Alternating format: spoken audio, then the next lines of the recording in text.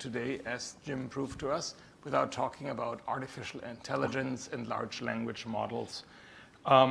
I typically say artificial intelligence is autocorrect on steroids, because all a large language model does is it predicts what's the most likely next word that you're going to use, and then it extrapolates from there.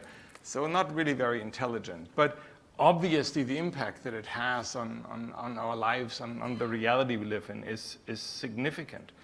Do you think we will see LLM written code that is submitted to you as a pull request? I'm convinced it's going to happen, yes. It may well be happening already, maybe on a smaller scale where people really use it more as a help in writing code. But it's clearly something where automation has always helped people write code. I mean, this is not anything new at all. We don't write machine code anymore. We don't even write assembler. And now we're moving on from C to Rust. So I don't see this as something as revolutionary as all the news talk is every day about AI. It's not an area I obviously work with. I'm still very low level. I got into kernels because I love the low level hardware details, and that's why I'm still there. But so you say you expect this can help people write code, this can help people get started.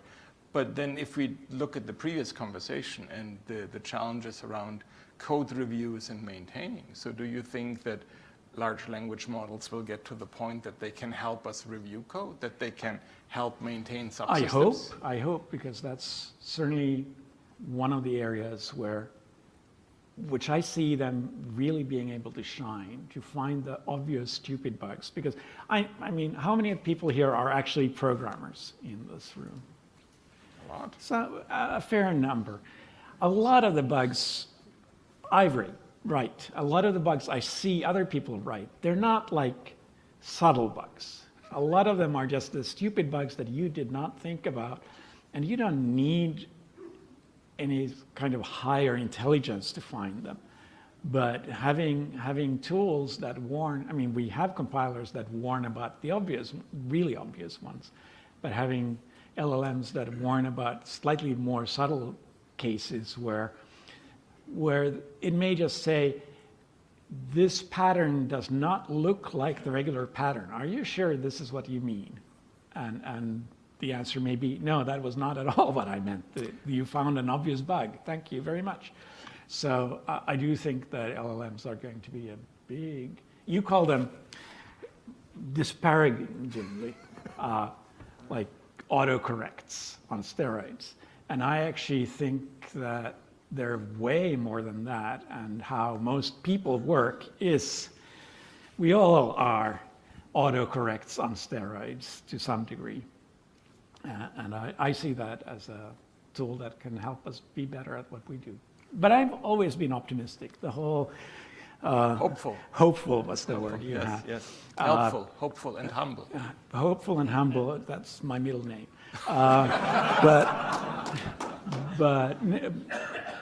on the other hand, I mean, I have been so optimistic that 32 years ago, I was stupid enough to think that you can write a better kernel than anybody else.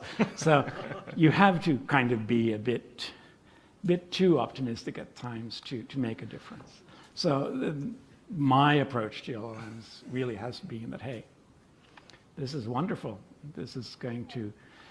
I love seeing the optimism. I don't necessarily share it. Yeah, no, a lot of people disagree with it. One of the things that I worry about in all this is we see the hallucinations. We see, and that's a technical term for LLMs, they do hallucinate and they do make up stuff. And so the more they are being put into the position where they will automatically do things without an actual human being there to catch them, the more this becomes scary. Not scary as in they will rule the world, and not in the sci-fi sense, but in the so many bugs that will happen and that will affect our lives or our code. Well, I see the bugs that happen without them every day, so that may be why I'm not so worried. I think we're doing those just fine on our own. And I don't think I can end the AI topic on a better highlight. So let's go from there to